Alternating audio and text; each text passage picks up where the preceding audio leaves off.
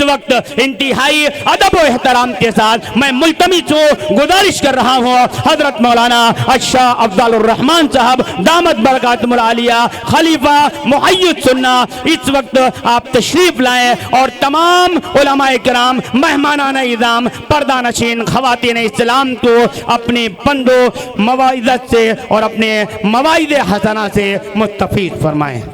بسم اللہ الرحمن الرحیم۔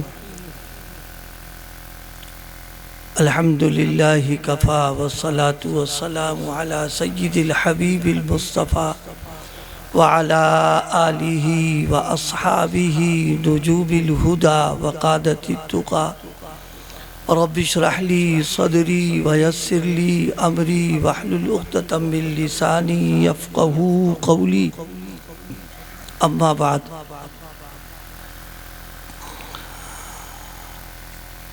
اعوذ باللہ من الشیطان الرجیم، بسم اللہ الرحمن الرحیم۔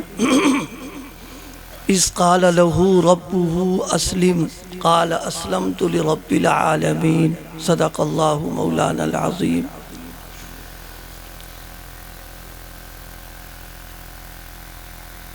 حضرات علماء کرام، میرے عزیز دوستوں اور ساتھیوں، اللہ پاک کا بے انتہا فضل اور اس کا احسان ہے، ہم سب کو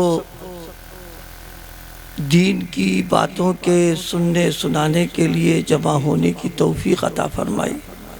اللہ پاک ہم سب کی اس حاضری کو اور یہاں بیٹھنے کو اور اب تک جو باتیں سنی ہے ان کو اللہ قبول فرما لے، جو باتیں صحیح نکل چکی ہیں اللہ قبول فرما کر عمل کی توفیق عطا فرما دے۔ اور اللہ پاک نے ہم سب کو بے شمار نعمتیں عطا فرمائی اور اتنے احسانات اور اتنی نعمتیں اور نوازشیں کی ہیں کہ ہم میں سے کوئی آدمی، بلکہ ہم اور آپ ہی نہیں، پوری دنیا میں کوئی آدمی اللہ کی نعمتوں کا شمار نہیں کر سکتا کہ اللہ نے کتنی نعمتیں ہم کو عطا فرمائی ہیں۔ ہمارا وجود دنیا میں، ہمارا رہنا، یہ مستقل اللہ کی نعمت ہے۔ اور پھر اللہ پاک نے ہماری اپنی زندگی کی جتنی ضروریات ہیں ان کے سارے انتظامات، اس کے اسباب مہیا فرما دیے، یہ بھی اللہ پاک کی بہت بڑی نعمت ہے۔ غرضے کی اتنی نعمتیں اور اتنے احسانات ہیں کہ ہم میں سے کوئی آدمی ان نعمتوں کا شمار نہیں لگا سکتا، لیکن سب سے بڑی نعمت اللہ پاک کی، سب سے بڑا احسان مادی نعمتوں کے اعتبار سے اگر دیکھا جائے، اللہ نے ہمیں انسان بنایا۔ یہ اللہ پاک کا بہت بڑا انعام اور احسان ہے۔ مان لیجئے اگر جانور بنا دیتے، کوئی چرند پرند بنا دیتے، کوئی درخت بنا دیتے، زمین بنا دیتے، کچھ بنا دیتے تو ہم کر بھی کیا لیتے اس میں، لیکن اللہ پاک نے ہم کو اپنی مخلوق میں سب سے اشرف، سب سے اعلیٰ مخلوق انسان بنایا، اور انسان بنانے کے ساتھ میں اس پر کرم یہ فرمایا کہ ہمیں اور آپ کو اسلام کی نعمت عطا فرمائی۔ یہ اللہ پاک کا بہت بڑا انعام اور احسان ہے۔ اے خدا قربا شوم کی احسان بر احسان کر دئی، اے خدا قربا شوم کی احسان بر احسان کر دئی، آدمیت دادئی بادم مسلمان کر دئی، کہ اللہ انسان بنایا اور انسان بنانے کے ساتھ مسلمان بنایا۔ اسلام ہے کیا چیز؟ دیکھیے، یہ تو اللہ کا ایک احسان ہوا ہے کہ اس نے ہمیں اور آپ کو ایسے گھرانے میں پیدا فرمایا کہ وہ مسلمان ہیں، کلمے والے ہیں، ایمان والے ہیں، اسلام والے ہیں۔ یہی نہیں بلکہ ہمارے پورے خاندان کو اللہ پاک نے اسلام کی نعمت دینے کے لیے ان کو مسلمان بنایا۔ یہ اللہ کی بہت بڑی نعمت ہے۔ اسلام یہ وہ دین ہے، یہ وہ مذہب ہے کہ اللہ پاک نے قرآن مجید نے بہت صراحت کے ساتھ فرمایا ہے ان الدین عند اللہ الاسلام، کہ روئے زمین پر، اس سرزمین پر جتنے زندگی گزارنے کے طریقے ہیں ان طریقوں میں دین اگر کسی کو کہا جائے گا تو اسلامی ہی کو کہا جائے گا، اس کے علاوہ کوئی دین اسلام نہیں ہے، اسلامی ہی دین ہے، اس کے علاوہ کوئی دین اسلام نہیں ہے۔ اللہ پاک نے ہم کو یہ عطا فرمایا۔ اور کوئی شخص اگر اسلام کو چھوڑ کر کوئی اور طریقہ اختیار کرتا ہے، اللہ نے بہت صاف ستھرا بات ارشاد فرمائی وَمَن يَبْتَغِي غَيْرَ الْإِسْلَامِ دِينًا فَلَن يُقْبَلَ مِنْهُ، فرمایا ہمارے دربار میں صرف اسلام معتبر ہے، قبول ہے، اس کے علاوہ کوئی اور طریقہ ہمارے یہاں نہ منظور ہے نہ مقبول ہے۔ یہ اللہ کا کرم ہے کہ ہم کو زندگی گزارنے کے لیے جو مذہب، جو طریقہ، جو دین عطا فرمایا ہے وہ دین اللہ کا پسندیدہ ہے اور قیامت تک وہ پسندیدہ رہے گا، اس کے علاوہ کوئی اور دین جو ہے اللہ کو پسند نہیں ہے۔ لیکن ہم آپ سے ایک بات پوچھیں، ہم جب مسلمان ہیں تو ہماری پہچان، ہماری شناخت، ہمارا امتیاز کیا ہونا چاہیے؟ کیا مال و دولت ہماری شناخت کا ذریعہ ہے؟ یا عہدہ اور کرسی؟ یہ کرسی یہ نہیں، وہ کرسی جس کے دنیا میں چل رہا جھنجٹ، یہ عہدہ اور کرسی جو ہے یہ ہماری پہچان ہے؟ یا جناب والا ہماری پہچان اقتدار ہے، حکومت ہے؟ نہیں، ہماری شناخت کیا ہے؟ اسلام ہے۔ کیا مطلب اس کا؟ اس کا مطلب یہ کہ ہم اگر مسلمان ہیں اور صحیح معنوں میں مسلمان ہیں تو زندگی کے کسی لمحے میں، کسی کونے میں، کسی گوشے میں اگر رہیں تو ہمارا اسلام نظر آنا چاہیے۔ اگر ہم کاروبار کی لائن میں ہیں تو تجارت میں ہمارا اسلام نظر آنا چاہیے۔ اگر ہم ملازم ہیں تو ملازمت میں ہمارا اسلام نظر آنا چاہیے۔ اگر ہم حکومت اور اقتدار میں ہیں ہمارا اسلام نظر آنا چاہیے۔ ہم خوشی غمی میں ہیں ہمارا اسلام نظر آنا چاہیے، کیونکہ جب ہماری شناخت اسلام ہے تو اس شناخت کو باقی رہنا چاہیے۔ آپ بتائیے، امرود کا اگر درخت ہو تو امرود کی شناخت یہ ہے کہ اس میں امرود کے پتے لگنا چاہیے، اس میں امرود کے پھول آنا چاہیے۔ اگر سیب ہے تو اس کی شناخت یہ ہے کہ سیب کے پتے لگنا چاہیے، اس کے اندر سیب کے پھول آ جانا چاہیے۔ تو جس طرح دنیا کے درختوں کی شناخت اس کے پتوں کا لگنا یہ بتاتا ہے کہ یہ فلاں درخت ہے، اسی طریقے سے مسلمان کا اسلام اس کی پوری زندگی میں اسلام کا رنگ اتنا چڑھ جائے کہ کہیں بھی ہو نظر آ جائے اور معلوم ہو جائے کہ یہ مسلمان ہے اور یہ اسلام والا ہے۔ اگر امرود کے درخت میں، ببول کے درخت میں مان لیجئے امرود کے پتے، سیب کے پتے مصنوعی طور پر لگا دیے جائے، دنیا اس کو ببول کہے گی، امرود نہیں مانے گی وہ۔ اسی طریقے سے ہماری پہچان، ہماری شناخت یہ ہے ہر حال میں ہم اسلام پر عمل کرنے والے ہوں، اسلام کی تعلیمات کو اپنانے والے ہوں، اور اتنا رنگ اسلام کا ہمارے اوپر چڑھے کہ اگر کوئی آدمی ہم کو دیکھے تو ہمارا اسلام پہلے نظر آئے، ہماری ذات بعد میں نظر آنا چاہیے۔ دیکھیے، ہم آپ سے ایک بات کہیں سمجھانے کے لیے، ہم لوگ کہتے ہیں مچھلی جو ہے وہ پانی میں ہے، کہتے نہیں کہتے؟ مچھلی پانی میں ہے، لیکن یہ آپ کب کہیں گے کہ مچھلی جو ہے پانی میں ہے؟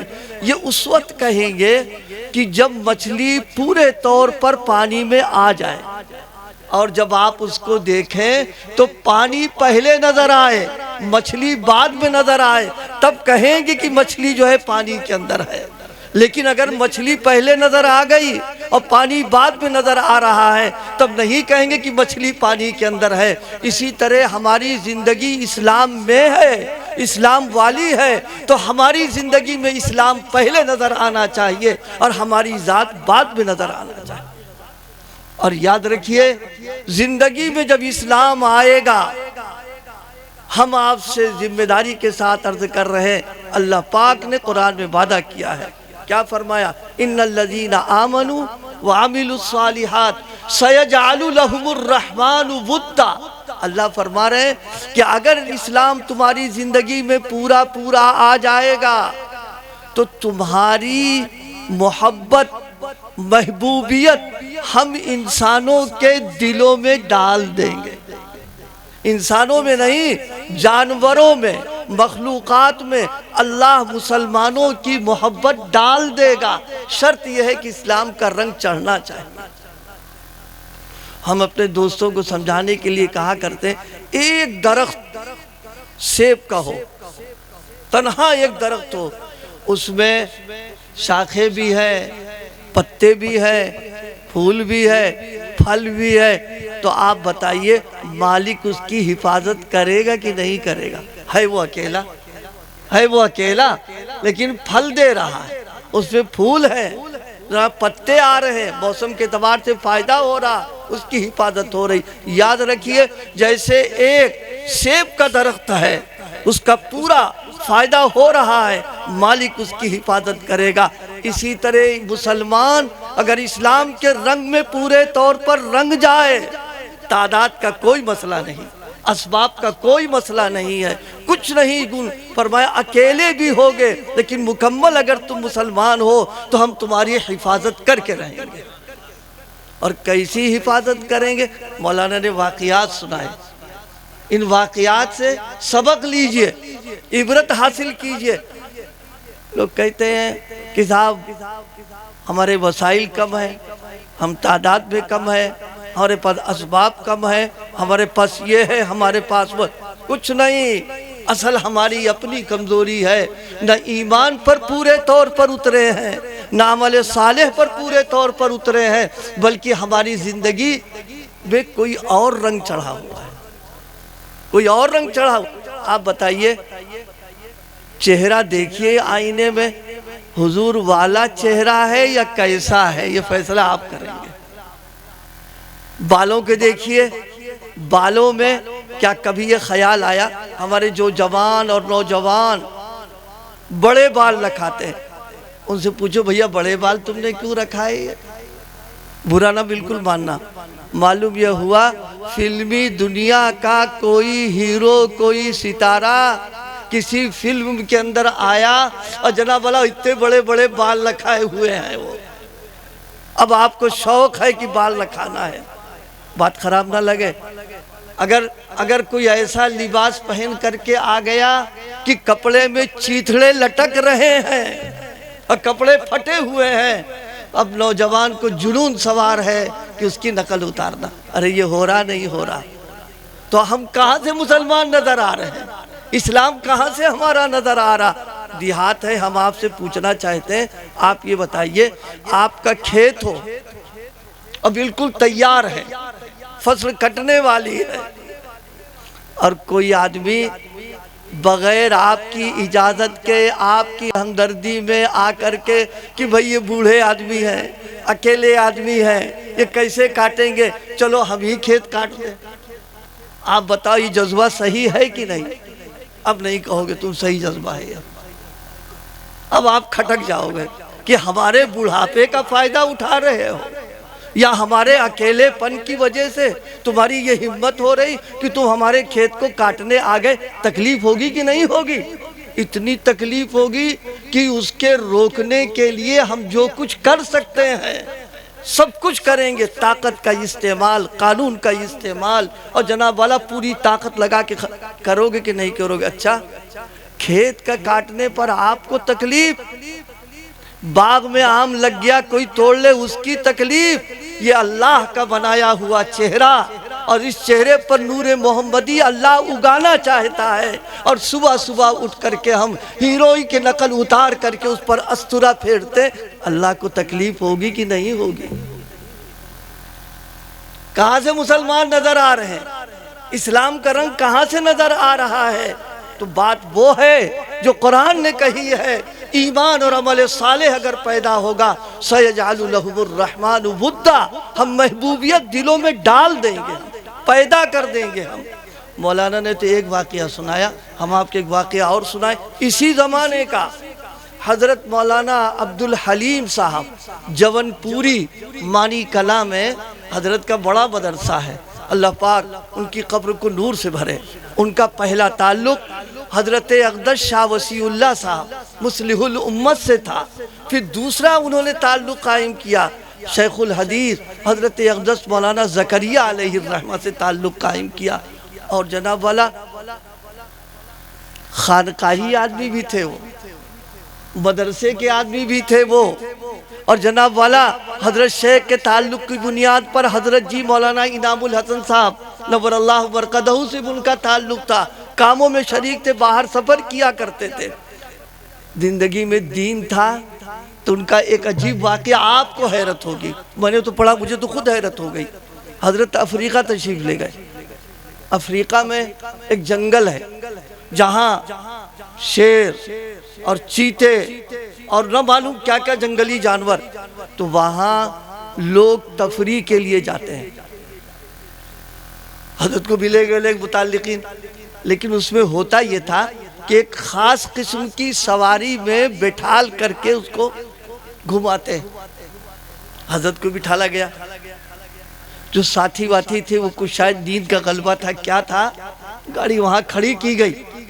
حضرت نے بڑے اطمینان سے گاڑی کی کھڑکی کھولی اور کھول کر کے حضرت نیچے آ گئے، اتنے میں شیر آ گیا۔ حضرت پر نہ کوئی خوف نہ کوئی حراس، چہرے پر کوئی نہ زردی نہ بدن پر کوئی کپ کپی، کیونکہ رنگ تقوی لیے ہوئے تھے، ایمان کامل تھا، اس کا تعلق موجود تھا، جس کے مخلوق کے قلوب جس کے قبضے کے اندر ہیں ان سے ڈائریکٹ رابطہ کر رکھا تھا۔ بہت اطمینان کے ساتھ کھڑے ہوئے، وہ آ گئے، آنے کے بعد بڑی محبت سے آپ اس کے سر پر ہاتھ پھیر رہے ہیں۔ اتنی دیر میں آنکھ کھل گئی ساتھیوں کی، دیکھا حضرت نیچے اور شیر سامنے موجود ہے، اور حضرت جو ہے اس کے سر پر ہاتھ پھیر رہے ہیں۔ لوگوں کو حیرت ہو گئی، حضرت کو کوئی حیرت نہیں، اس کا اطمینان سے گاڑی میں آ کے بیٹھے اور کھڑکی بند کر دی، شیر دیکھتا وہ واپس چلا گیا۔ بات کیا ہے؟ من کان للہ کان اللہ لہ، اللہ فرماتا ہے یہ کائنات تو میں نے بنائی ہے، اس کا اتار چڑھاؤ سب میرے پاس ہے، تم میرے بن جاؤ گے، اس کائنات کو تمہاری مرضی اور تمہارے حساب سے ہم چلا کر کے رہیں گے۔ حضرات صحابہ کرام رضوان اللہ علیہ مجمعین، ان کا تو کیا کہنا، اللہ اللہ۔ صحابہ کا حال، حضرت شاہ ولی اللہ محدث دہلوی رحمہ اللہ نے ایک واقعہ بڑا عجیب و غریب لکھا ہے، فرمایا کہ صحابہ کی ایک جماعت کوہ حلوان، صحابہ کی ایک جماعت وہاں سے گزری، مجاہدین کی ایک پہاڑ کوہ حلوان جس کا نام ہے، وہاں اذان دی، اذان جب دی تو اندر سے آواز آ رہی ہے، پہاڑ کے اندر سے آواز آ رہی ہے۔ کائے کی آواز آ رہی تھی؟ اذان کے جواب کی۔ مسلمانوں، اذان کا جواب بھی تو دینا چاہیے، اذان کا جواب بھی تو دینا چاہیے۔ یہاں موبائل نے تو اتنا مشغول کر دیا ہے، اذان کا جواب تو کیا، اقامت ہو رہی ہے، مسجد کے پڑوس سے موجود ہے، یہ توفیق نہیں ہو پاتی کہ جماعت پہ جا کر کے حاضر ہو جائے۔ اذان کا جواب، مجاہدین پریشان کیا، ہمارے علاوہ تو کوئی ہے ہی نہیں، یہ آواز کہاں سے آ رہی ہے؟ تشریف لے گئے، واپس آ گئے، حضرت عمر رضی اللہ تعالیٰ عنہ سے آ کر کے پوری کاروائی اور پوری کارگزاری بیان کی اور اس واقعے کو نقل کیا۔ حضرت عمر نے فرمایا دیکھو، جب تم وہاں سے پھر گزرنا تو میرا پیغام ان کو سنا دینا، حضرت عمر مسلمان کبھی ایسے تھے کہ پہاڑوں کو اگر حکم دیا ہے تو ان کی حکم کی تعمیل کرنے پر مجبور تھا وہ. کبھی ہم ایسے تھے کہ اگر دریاؤں کو بھی حکم دیا ہے اس کی ہمت نہیں پڑی ہے کہ اپنی موجوں میں ہم کو غرق کر دے، بلکہ دریا نے اپنے سینے کو اور اپنے بازوؤں کو پھیلا دیا ہے کہ آؤ محمد الرسول اللہ کے تم غلام ہو، حفاظت کے ساتھ تم کو ہم یہاں سے نکال کر کے لے جائیں گے. دجلہ کا واقعہ تو بہت مشہور ہے، بہت مشہور واقعہ. 60,000 70,000 کا لشکر جرار صرف ایمان، تقوی، اللہ کے تعلق کی بنیاد پر اپنے گھوڑوں کو ڈال دیا. علامہ اقبال کا شعر تو ہے نا، دشت تو دشت رہے دریا بھی نہ چھوڑے ہم نے، دشت تو دشت رہے دریا بھی نہ چھوڑے ہم نے، بحر ظلمات میں دوڑا دیے گھوڑے ہم نے. دریا اس دن اتنی طغیانی کے اوپر تھا، کشتیوں کو جلا دیا، پلوں کو توڑ دیا کہ مسلمانوں کو یہاں پر آنے نہیں دیں گے، ایمان والوں کو. لیکن ایمان کا رنگ ایسا چڑھا تھا. آج تو ہمارا حال ہے، برا نہ مانیے گا، بہتے ہوئے پانی کے سامنے بھی گھٹنا ٹیکنے کو ہم تیار ہو چکے ہیں. ہم اڑتی ہوئی دھول کے سامنے منتیں مانگنے کو ہم تیار ہو چکے ہیں. اگر کوئی کہہ دے بہتے ہوئے پانی کے سامنے تم کو اولاد مل جائے گی، مراد مانگ لو، بتاؤ ہم ایسا کر دیتے ہیں کہ نہیں کرتے؟ کتنے سارے لوگ ہیں. ہمارا ایمان اتنا کمزور ہو گیا، ہمارا یقین اتنا پھسپھسا ہو گیا، اللہ سے جو تعلق ہونا چاہیے تھا غیروں سے تعلق ہمارا جڑ کر کے ہم اپنے ایمان کا سودا کر رہے ہیں. وہاں ان کا حال کیا ہے؟ بعض تاریخوں میں لکھا ہوا ہے ان کے دل میں ایک خیال پیدا ہوا کہ حضرت موسیٰ علیہ السلام کے متبعین کو اگر نیل راستہ دے سکتا ہے تو محمد الرسول اللہ کے غلاموں کو دجلہ ضرور راستہ دے دے گا. اور جو مجاہدین کے امیر تھے، کیسا ایمان تھا، کیسا ان کا اللہ کے ساتھ تعلق تھا. انہوں نے صحابہ کرام کو، مجاہدین کو مخاطب کر کے کہا حسبنا اللہ و نعم الوکیل، اللہ ہمارے لیے کافی ہے، لہذا ہم اپنے گھوڑے کو ڈال رہے ہیں، تم چاہو تو ڈالو، تم چاہو یہیں پر رہو. ایک لطیفے کی بات اس سے سنیے. سارا ہزاروں کا لشکر نکل گیا، بیچارے ایک صاحب ان کا پیالہ گر گیا. سنیے، پیالہ گر گیا. اب مجمع میں کھلبلی مچ گئی کہ سارے لوگ تو یہ آرام سے نکل کے آ گئے، ان کا پیالہ کیوں چلا گیا؟ تو ساتھی تھے، کہنے لگے معلوم ہوتا ہے کچھ دال میں کالا ہے، تمہاری نیت گڑبڑ تھی، اس لیے ہم سب تو بچ گئے، تمہارا پیالہ کیسے چلا گیا؟ ظاہر ہے ہزاروں کا لشکر سب عافیت سے نکل گئے تو دل ہی دل میں اللہ سے رونے لگے. دل ہی دل میں رونے لگے کہ اے اللہ، ہم بھی غلام ہیں محمد الرسول اللہ کے، ہماری عزت و آبرو کی آپ حفاظت کر لیجئے. آپ جانتے کہ نیت میں کوئی کھوٹ ہمارے نہیں ہے. ادھر دعا مانگی، ادھر یہ دیکھا کہ وہ لکڑی کا پیالہ لہروں کی تھپیڑوں میں آ کر کے کنارے لگ گیا، اور اللہ نے دنیا کو بتا دیا جو ہمارا ہو جائے گا ہم اس کا کوئی نقصان نہیں ہونے دیں گے. کیا وعدہ فرمایا؟ سیجعل لهم الرحمن ودا، ہم تم کو محبوبیت دیں گے. مسلمانوں سوچو، ہم کو محبوبیت ملی ہے یا مبغوضیت ملی ہے؟ ہمارے ساتھ محبت کا معاملہ کر رہے ہو رہا یا نفرتوں کا معاملہ ہو رہا؟ کبھی سوچا اس کو؟ اتنی بڑی دولت اللہ نے عطا فرما دی. ایک سیب کا درخت، اس کی حفاظت کر رہا ہے مالک، اس لیے کہ پھل پھول ہے. اور ایک ہم ہیں کہ جناب والا ایمان والے ہیں، اس کے باوجود حفاظت کے لالے ہم کو پڑ گئے ہیں. میں ایک بات عرض کروں سمجھانے کے لیے آپ کو. مثال کے طور پر آپ سیتاپور جاؤ اور آپ کو جانا ہے مراد آباد. سیتاپور پہنچے، وہاں 2 ٹرینیں کھڑی ہوئی ہیں. ایک ٹرین کھڑی ہے مراد آباد جانے والی اور ایک ٹرین کھڑی ہوئی ہے لکھنؤ جانے والی. مراد آباد والی جو ٹرین ہے وہ بالکل بھری ہوئی ایک دم، جسے کہتے ہیں بھوسا بھرا ہوا، اسے پیر رکھنے کی جگہ ہی نہیں ہے اس پر۔ اور لکھنؤ والی جو ٹرین وہ خالی ہے، بلکہ اے سی کے ڈبے بھی خالی ہیں، اور کنڈکٹر اے سی کا بلا رہا کہ آؤ فرسٹ کلاس اے سی پہ جگہ دیں گے۔ اب آپ نے سوچا یار یہ بھوسا بھرا ہوا اور اس میں بیٹھ کے جائیں گے تو سوائے اس کے کی پریشانی مصیبت اور تکلیف ہوگی، سوچا چلو ویسے بیٹھتے ہیں اے سی کے ڈبے میں۔ اتنا بڑا مجمع بیٹھا ہوا، میری بات تو سمجھ گئے نا؟ اب محمود نہیں، کون جگہ ہے یہ؟ تقید گنج کے کچھ لوگ گئے ہیں عمرہ کرنے کے لیے، آپ کے دوست اور آپ کے احباب، آپ نے ان کو فوراً موبائل سے رابطہ کیا، اتفاق سے وہ بیت اللہ کا طواف بھی کر رہے ہیں جہاں قبولیت کی گھڑی ہوتی ہے۔ آپ ان سے کہیں دیکھو بھائی ٹرین میں بیٹھ تو گئے ہیں، دعا کرو کہ اللہ پاک ہم کو مراد آباد پہنچا دے۔ ارے کچھ سمجھ میں آیا؟ جاگ رہے ہو سو رہے ہو؟ جانا کہاں تھا؟ مراد آباد۔ بیٹھے لکھنؤ کی ٹرین پر اور دعا کن لوگوں سے کرا رہے ہیں؟ جو حرم میں گئے ہوئے۔